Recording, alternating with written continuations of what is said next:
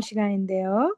내 영혼이 잘된 같이 요한 3서 1장 1절로 8절 말씀인데 강 에스더 목자님께서 섬기시겠습니다. 은혜 많이 받으세요. 잠깐 기도하겠습니다. 사랑하는 하나님 아버지, 미주 WMBF 9차 성경 세미나를 허락하시고 사랑하는 모든 세계에 흩어져 있는 우리 간호사 선교사님들과 국내 도교자님들과 함께 예배를 드리게 하시니 감사를 드립니다. 무엇보다도 선교 일선에서 헌신하시는 선교사님들과 이방양들을 지켜보여 주심을 감사드립니다. 국내에도 현재 많은 어려운 가운데서도 오직 믿음으로 살아가는 믿음의 도육자들로 인해 감사를 드립니다. 그동안 하나님께서는 WMBF 역사를 지켜주심으로 저희들은 오늘 이 시간까지 이 시대의 캠퍼스와 세계 선교의 끈을 놓지 않고 묵묵히 그 길을 갈 수 있음을 감사 찬양드립니다. 오늘도 예수 그리스도의 십자가의 보혈로 저희들의 몸과 마음을 정결케 하여 주십시오. 이 시간 부족한 종을 감추시고 성령께서 친히 저에게 오셔서 필요한 말씀으로 힘을 주시옵소서. 감사드리며 거룩하신 예수님의 이름으로 기도합니다. 아멘. 서론. 하나님은 오늘도 우리의 영혼이 잘 되기를 원하십니다. 오늘 WMBF 9차 성경 세미나를 통해 요한 3서 1장 1절에서 8절 말씀을 함께 생각해 보고자 합니다. 요한 3서를 기록할 때에 사도 요한이 나이가 거의 90세가 넘어가는 고령이었습니다. 이 서신은 사도 요한이 노년에 요한으로부터 사랑을 받았던 가이오 한 개인에게 보낸 감동적인 기도 편지입니다. 오늘 말씀은 복음이 무엇인지를 잘 가르쳐주는 말씀입니다. 말씀을 통해 첫째, 왜 우리가 먼저 영혼이 잘 되어야 하는가? 둘째는 영혼이 잘 될 때 어떤 축복이 따라오는가를 깊이 배워 선교지에서나 국내에서나 우리 모두가 영혼이 잘 되는 인생이 되기를 간절히 기도합니다. 제1장 내 영혼이 잘된 같이 1절에서 4절입니다. 1절을 보면 사도 요한은 자신을 장로라고 소개하고 있습니다. 요한은 신앙의 선배요 연장자로서 노년에 자신이 사랑하는 동역자 가이오에게 편지로 자신의 따뜻한 사랑을 전하고 있습니다. 요한은 가이오를 사랑하는 가이오, 내가 참으로 사랑하는 자라는 표현을 쓸 정도로 가이오를 주 안에서 높이 신뢰하고 사랑했습니다. 가이오는 어떤 사람이었습니까? 가이오는 늘 사도 요한에게 감사와 기쁨을 주는 사람이었습니다.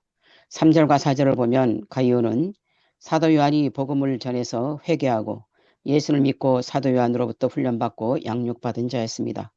그런 자가 사도 요한의 품을 떠나 칭찬받는 믿음 생활을 하고 있다는 것이 사도 요한에게는 자랑이고 큰 기쁨이었습니다.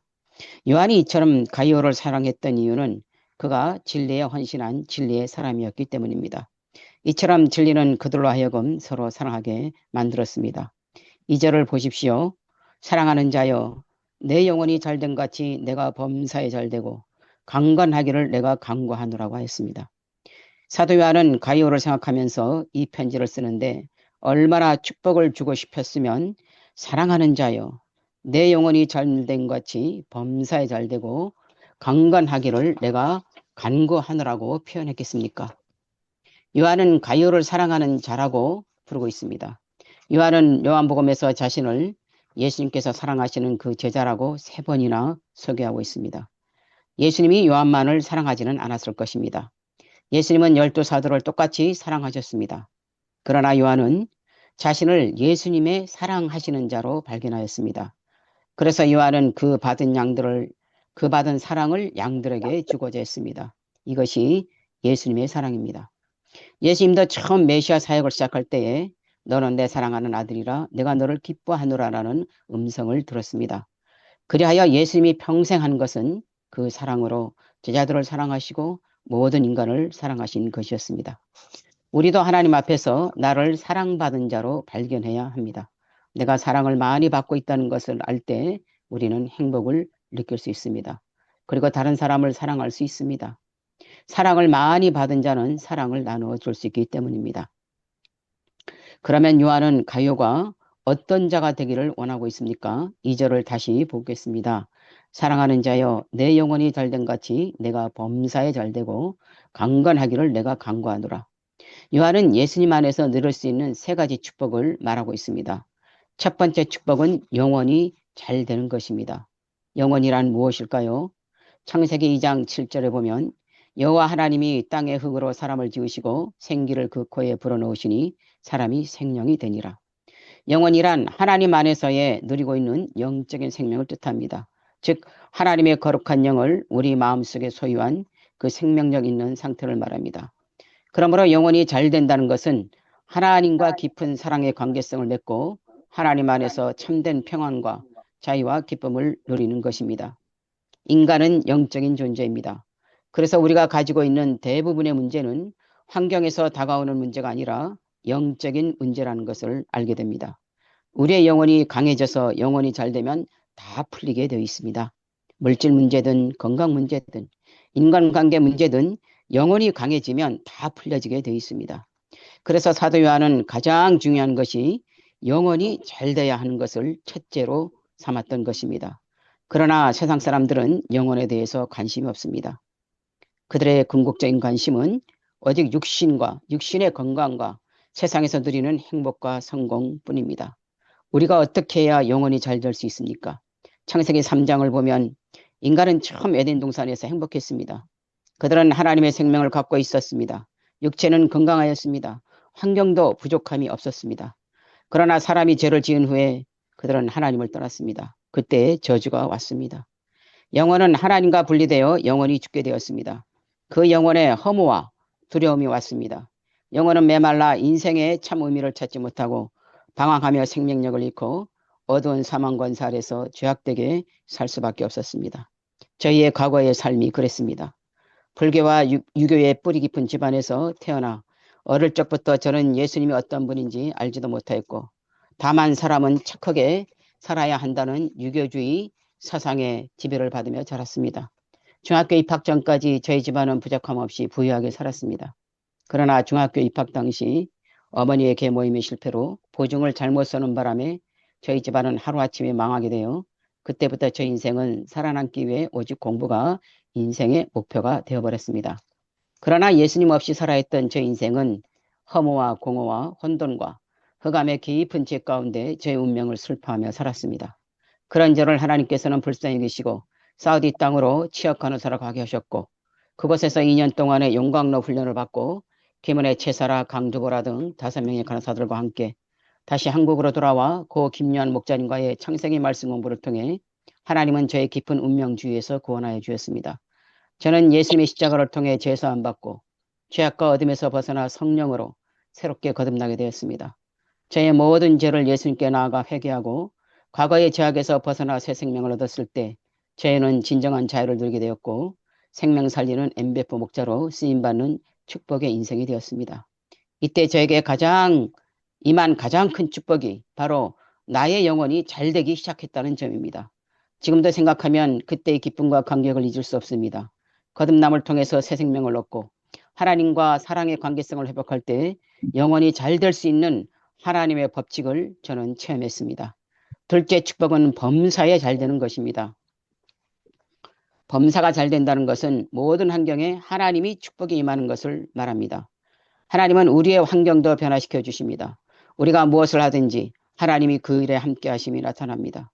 가정에서는 서로 간에 불화 없이 화목하고 학교에 가면 학교에서 직장에 가면 직장에서 모든 일들이 잘 되는 축복을 누리게 됩니다. 그러나 우리는 너무나 연약하고 나약한 죄인입니다.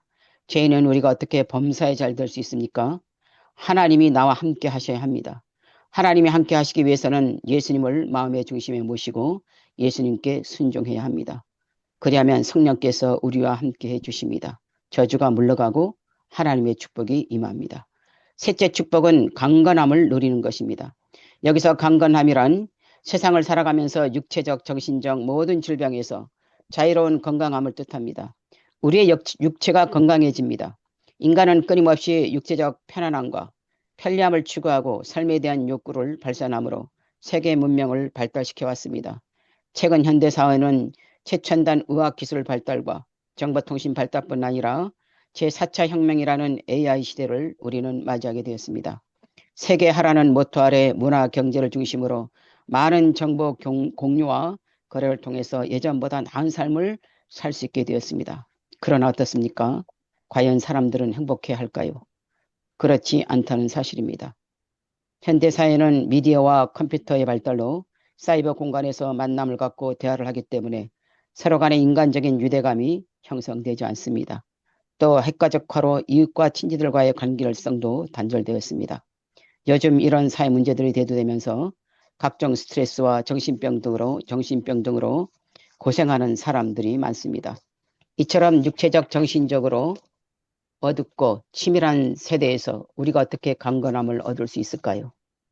예수님이 십자가의 고난을 기억하고 모든 죄악에서 구원하신 예수님을 마음 중심에 첫째로 두어야 합니다. 저는 최근에 영혼이 잘 되는 것이 범사가 잘 되고 강건한 것보다 훨씬 중요하다는 것을 깊이 깨닫게 되었습니다. 저는 작년부터 노화의 과정을 겪어야만 했습니다. 젊은 시절 신천 세브란스 병원에서 하루에 2명씩 죽어나가는 호흡기 내과병 등에서 치열한 목자 생활을 했을 때에도 강철 같은 건강함으로 살았는데 세월 앞에 장사가 없다는 말이 실감났습니다. 2년 전 헬스센터에서 운동하다가 왼쪽 무릎 연골이 찢어져 많은 고생을 감당해야 했고 작년에는 왼쪽 귀 고막에 구멍이 생겨 고막 성형수를 받고 또 백내장 수술을 받는 등 하나님은 저에게 육신의 리모델링을 해주셨습니다. 그런데 최근에는 갑자기 오른쪽 다리에 심한 통증이 있어 신경외과 의원에 가서 엑스레이 결과상 척추 후만증이라는 진단으로 통증 차단술 치료를 3번이나 받아야 했습니다. 저는 이 시간을 통해 자신이 얼마나 연약한 자인지 보게 되었고 저는 절실함으로 주님께 간절히 기도함으로 더 가까이 나가게 되었습니다. 저는 젊은 날 아프지 않고 마음껏 양들을 섬기는 목자 생활이 얼마나 큰 축복이었는지 깨닫고 지금은 노화 과정을 깊이 영접하고 이제는 오직 부활의 능력으로만 살아가야 하는 점, 강건함보다는 영원히 잘 되기를 더욱 기도하게 되었습니다. 왜냐하면 오늘 말씀처럼 먼저 영혼이 잘 될 때 저의 남은 인생이 범사가 잘 되고 강건해지는 하나님의 법칙을 배웠기 때문입니다. 이것을 고통 가운데 깨닫게 해주신 주님의 사랑을 감사 찬양드립니다. 3절과 4절을 보십시오. 형제들아, 형제들이 와서 내게 있는 진리를 증언하되 내가 진리 안에서 행한다 하니 내가 심히 기뻐하노라. 내가 내 자녀들이 진리 안에서 행한다 함을 듣는 것보다 더 큰 기쁜 일이 없도다. 당신은 영지주의가 악영향을 끼치고 있었습니다. 그들은 진리를 행함이 없이 지식만을 강조했습니다. 그들은 영과 물질을 이원론적으로 분리시켜 예수님께서 육신의 몸으로 오신 것을 부인하고 영만 믿으면 잘 된다고 가르쳤습니다. 그들은 육신의 죄와 쾌락을 합리화시켰습니다. 그러나 가이오가 그들의 위협과 왜곡 속에서도 타협하지 않고 복음의 진리만을 행함은 심히 기뻐할 일이었습니다. 그러면 가이오는 어떤 삶을 살았기에 사도 요한에게 칭찬받고 기쁨이 되고 자랑이 되고 또 축복까지 받았습니까? 제2장 진리를 위하여 함께 일하는 자 5절에서 8절입니다. 5절을 보십시오. 내가 무엇이든지 형제 곧 나그네 된 자들에게 행하는 것은 신실한 일이니 가이오는 형제 곧 나그네 된 자들을 사랑으로 신실함으로 섬겼음을 알 수 있습니다. 이 나그네 된 자들이 누구입니까? 복음 전파를 위해 돌아다니던 순회 전도자들을 말합니다. 사도 바울처럼 전도 여행을 다니면서 복음을 전하고 이방인들에게 예수 그리스도를 전하고 아무런 대가를 받지 않고 또다시 전파하기 위해 떠난 순회 선교사들을 말합니다. 가이오가 이러한 자들을 잘 섬긴 것에 대해 사도 요한은 칭찬하고 있습니다. 그리고 8절에 순회 선교사들을 섬기는 것이 바로 진리를 위하여 함께 일하는 자가 되는 것이라고 말하고 있습니다. 저는 여기서 선교사는 2가지가 있음을 보았습니다. 보냄을 받은 선교사와 보내는 선교사입니다. 하나님께서는 고 김요한 목자님을 통해 WMBF를 훈련하시고 많은 선교사님들을 파송했습니다. 또한 남아서 WMBF를 지키며 보내는 선교사로 국내 동역자들을 귀하게 쓰셨습니다. 그 세월이 벌써 43년이 흘러 올해 44주년이 다가오고 있습니다. 선교사님들은 각 선교지에서, 국내 동역자들은 국내 캠퍼스 제재 양성과 병원 개척 위해 일하게 하셨고 지금도 계속하여 그 역사를 이루어가고 있습니다. 시대와 환경은 변하지만 하나님의 뜻은 변하지 않습니다. 오늘도 이방 땅 선교지에서 주님을 위하여 이방 양들을 위해 고군분투하시는 우리 선교사님들께 하나님의 위로와 성령이 충만하기를 기도합니다. 아멘. 사도 요한은 복음 전파를 위해 힘쓰는 자들을 돕는 것이 진리를 위하여 함께 일하고 있는 것이라고 말했습니다. 선교지에서 국내에서 어디서든지 하나님의 주시는 선교 명령을 위해 순종하는 삶을 사는 JWMBF 모든 도익자님들과 복음 사모님으로 인해 감사를 드립니다.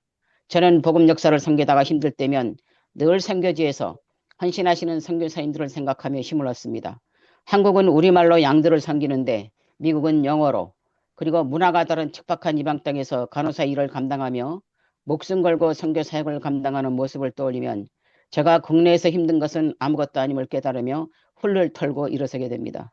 저는 하나님께서 WMBF 역사를 얼마나 사랑하는가 깊이 깨닫게 됩니다.